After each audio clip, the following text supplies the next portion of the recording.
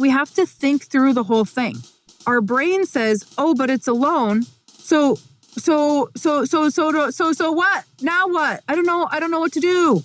But it's the same concept as what happens if you would have gone to the bank to borrow money for that piece of equipment. And they would have said, this is your payment every year. And now what happens if you can't make the payment? A lot of people are buying things based on today's numbers and saying, well, I'll be good. And in 7 years, the commodity prices could drop and now we can't make the payment. You don't worry about that, but you're so worried about not being able to make a loan repayment to your policy when in fact, that's guaranteed by your death benefit. Hello, and welcome back to the podcast. Thank you very much for being here. Today, we are not doing a book study. It's just me. So, you and me today. I want to talk about money flowing through the policy. I know I just talked about this, and you guys are probably thinking, Mary Jo, some new content, please. Please. Well, my content is really, truly based around conversations that I'm having with people. And those are conversations either with clients or those are conversations with new people. And typically, new potential clients that I'm meeting with are listening to every single podcast. And this topic comes up all the time recently. And it's because we are in a state of commodity prices not being great as far as beans and wheat and corn and all that kind of stuff. The cattle guys, different conversation at the moment. But for our farmers, this conversation is coming up a lot. And it is, Mary Jo, I don't know where I'm going to get the money to pay that premium. I can't, we're going to have to start our premium a little bit smaller. Or I'm not going to be able to pay my full premium this year. I'm going to have to just pay the minimum. I have a colleague that calls this the before asset. And I love it. I absolutely love it. And I've been using it since I heard him talk about it. So shout out to him. But it's true. He's truly correct. I call it the and asset a lot. And that is also correct. So let's just talk about it. The before asset, think about this. Before you go buy something, it should run through the policy. Why should it run through the policy? Because paying premium makes money. If we do not get premium paid, we do not have money in the policy earning compound interest and dividends.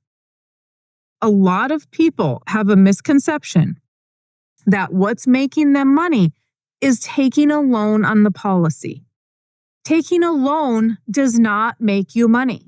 If you borrow $10,000 and you pay back $10,000, you have $10,000, right? A little bit of interest went to the insurance company. What happens when you pay premium is that the cash value increases. It increases by what you paid, and then it increases when it earns interest, and then it increases again when it earns a dividend. Okay? Now we have that pool of money. Now what happens with that pool of money? That interest now earns interest, and it earns dividends, and we add more money on top. And so just like they say that your IRA is supposed to compound or your 401k is supposed to compound, that's interrupted, right? That's compounding and then it gets interrupted. That's not happening in the policy. So if we can get our money into the policy before we use it to go buy something, that's ideally what we need to be doing. I had a gentleman that I talked to 3 years ago, and I've had two of these actually in the last 2 weeks. That two people that have said, now I get it. Now I understand what you were trying to explain. It took a couple years, but it finally clicked. And Nelson always used to say, this is caught, not taught. It has to eventually make sense that, I'm earning interest on top of interest, and I'm earning dividends on top of dividends and on top of that interest. Let's just walk through an example. If we're going to buy a piece of equipment and we say, hey, we're going to buy that piece of equipment with cash. Okay, this is a cash example. We're going to buy that piece of equipment with cash so we can have a tax write-off at the end of the year. Or we just need that piece of equipment. If we use cash, we gave that to the dealership. We no longer have access to the cash. We exchanged it for a piece of equipment. But if we run that through the policy and we pay our premium, and 10 days later we can borrow that money and we can go buy that same piece of equipment, we still created the tax write-off, right? Because we purchased the piece of equipment. But now the money is in the policy earning interest. Yes, you have to pay the policy back. And this is where a lot of people get hung up. Well, I have to pay that policy back. I have to pay that cash value loan back. Yes, you do. But you don't have to pay it back in a year. If you're going to have that piece of equipment for 7 years, then pay it back over 7 years. Well, if I paid cash for it, I didn't have the payment. Correct. But next year, you may have the same amount of cash, right? Not guaranteed, but you may have the same amount of cash. So if we are making money every single year, we should have the same amount of cash to make the payment with. If we don't make money, let's say that all hell breaks loose and we don't make any money. You're like, I don't have any money to make the loan repayment. Then just don't make the loan repayment because you're the banker. Make an interest-only payment if you want. There's flexibility there. Well, what if I can't make any payment for 2 years? Then don't make any payment for 2 years. What happens if you can't make the payment at the bank? They're going to come after your piece of equipment. They're going to, not give you an extended line of credit, whatever that is. You are much easier to deal with than the banker because the banker is saying, hey, I'm over here running a business and y'all aren't paying me. So we have to consider, we have to think through the whole thing. Our brain says, oh, but it's a loan. So what? Now what? I don't know what to do, right? But it's the same concept as what happens if you would have gone to the bank to borrow money for that piece of equipment.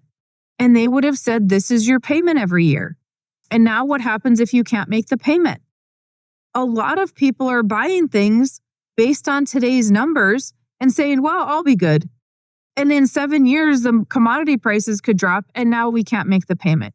You don't worry about that, but you're so worried about not being able to make a loan repayment to your policy when in fact, that's guaranteed by your death benefit.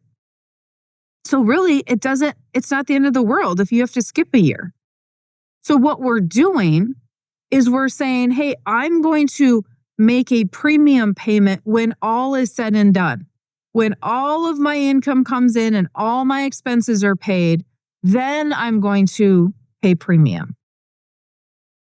Why are we waiting until after? When it is truly a before asset. I want to get as much money in there before I have to use it. The bigger problem we should be concerned about is my premium big enough? How is the timing of my premium? Because when does my money come in? What is the timing of that so that I can get it through the policy? Do I have enough policies? Instead, we're concerned about not being able to make a payment because we're not thinking about it right. And I wish I could say that I have all kinds of new information for you here, but Nelson talks about this in the book, right? If you're listening to the Without the Bank podcast, Teresa and I currently are going through Nelson's book over there. All of this is talked about. He talks about this in Warehouse of Wealth. And so we really have to get our mindset around our thought process. How are we thinking of money? Another reason why it's important to have an agent that understands infinite banking. So if you're a client and you're not thinking about this correctly, that's a matter of you making a phone call to me. We make phone calls to you, but you need to actually answer the phone. If you're not answering the phone, if you're not tuning in, if you're not listening to podcasts, your thought process is going to go back to where it was. right? If you're not using the policy, use it or lose it. It's all going to go back to the very simple aspect of, oh, well, I don't have enough in there, so I'm going to cancel my policy. We just recently had a client cancel her policies because she wasn't using it. I've had conversations with her. She just does not get it. It's a mindset thing. They're dealing with a lot of money, and she was looking at it as an expense. Not a good banker. Probably should have never had a policy to begin with. And so it's really, you have to participate in the process. If you are not understanding that premium makes you money, that's going to be a problem. Because then you're going to say, I'm going to put peanuts in, and then you're going to wonder why you're getting peanuts out. You're sort of getting peanuts out because you put peanuts in, right? We structure the policy in such a way that you want to pay that max premium every single year. You don't want to pay the minimum premium. That's like saying, I want to build a herd of cattle, but I'm just going to buy a few cows, but I want to do this in a very short amount of time. You're not going to build your operation in a short amount of time with a couple of head of cattle, right? You're not going to be a big farmer when you start overnight, when you start with a small amount of acres. You slowly build up to get there. So if you're going to put a little in, it's going to take you longer. Now, if we look at Nelson's book, here's another thing that throws people off. When we look at equipment financing in Nelson's book, it looks like he's paying himself the interest. And it looks like that because you don't read the book fully, okay? If you think that taking loans makes you money, you need to go back to equipment financing and you need to read the footnotes. You need to really read that chapter. The interest goes to the insurance company. The extra interest that Nelson is paying himself goes into the policy as a premium payment. Premiums make you money. And so the more we can get in, the better.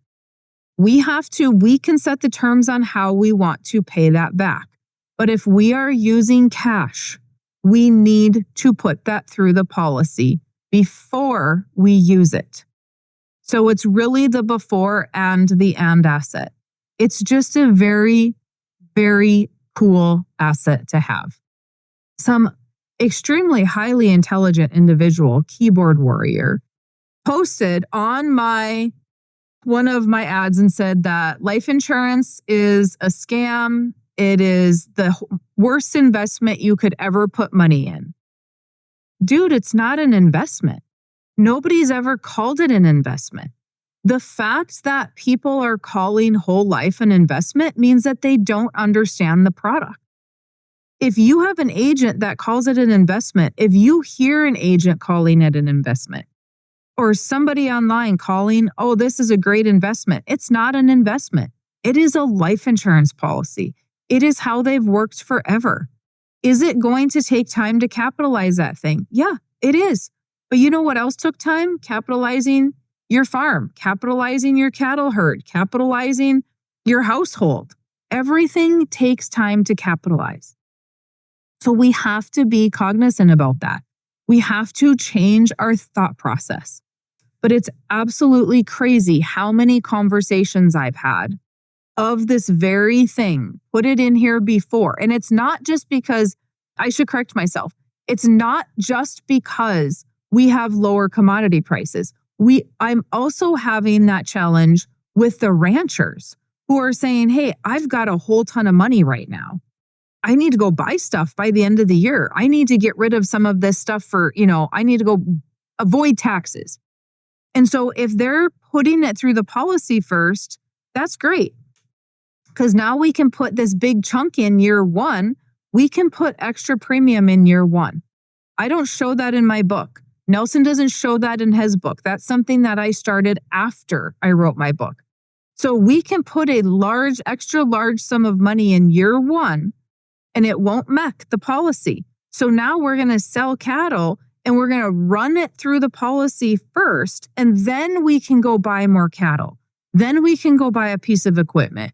We can, pay for our operating out of that. Putting that extra money in year one is a really good way to create your operating note in the policy. But we have to put it there before we do anything else. And so we really need to just, again, change the thought process. But we have people that don't want to pay their premium or that are thinking small because commodity prices are bad right now. And I'm all conservative, so that's not a big deal if you think small, but you got to think correctly. And then we've got people that have so much money because we're selling cattle. And now those people have so much money, they're like, hey, I need to figure out what to do with it, or I need to postpone this income coming in because of taxes, right? I have a lot of people right now, this is December, they're moving that money. They're not selling until January. They're not taking the money till January, whatever they're trying to play the game. So I have it on both sides. And it's so funny. This is also funny, kind of off this topic, but social media is just an absolute pool of keyboard warriors. Some guy comments, has anybody told her that us cattle guys still have expenses and those expenses went up? Sir, has anybody told you to get out of the county and that people do make money in this industry? Think about the mindset of it doesn't matter what clip we run, there's always the negative Nelly that is just, oh, everything is so bad. I just wonder, and I would love to comment it, and I just shut my mouth. But do you ever wonder why you are where you're at? When that is your mindset? Your mindset is that everything in the world is going to fall apart on you and everything is bad, and you could be handed, somebody could come in with a truckload of gold and you wouldn't be okay with that because you'd have to take it to town and you'd have to exchange it for cash, or where am I going to store it? My gosh, how are we going to get it out of the truck? You would not be happy if somebody gave you everything. You would still find a problem with that. And so if our mindset is just sitting on all the negativity and, oh, cattle prices are great, but we still have all this inflation. You know what? You have inflation along with everybody else in this country right now. Inflation is not just hurting one person, it's hurting everybody. But we can figure out how we're going to deal with it and go, all right, well, what are we going to do about it? What do I get to do about inflation? If you ask Nelson, he would say buy a life insurance policy so they can quit printing money. But all in all, my one little policy is probably not going to make that big of a difference. So I'm just going to have to deal with it and figure out how to pivot around it and be thankful that cattle prices are up so that I can have a better outcome to the inflation and the extra expenses.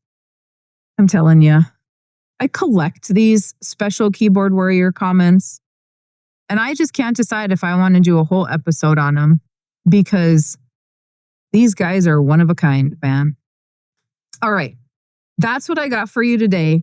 Think about it as the before asset and understand that your money is compounding. Every single year, you're earning interest on top of interest and dividends on top of dividends. And that is why we put it in the policy first. Okay, you guys let me know if you have comments, questions, concerns, and, email me. I will be happy to answer those for you. Otherwise, you have a fantastic rest of your day.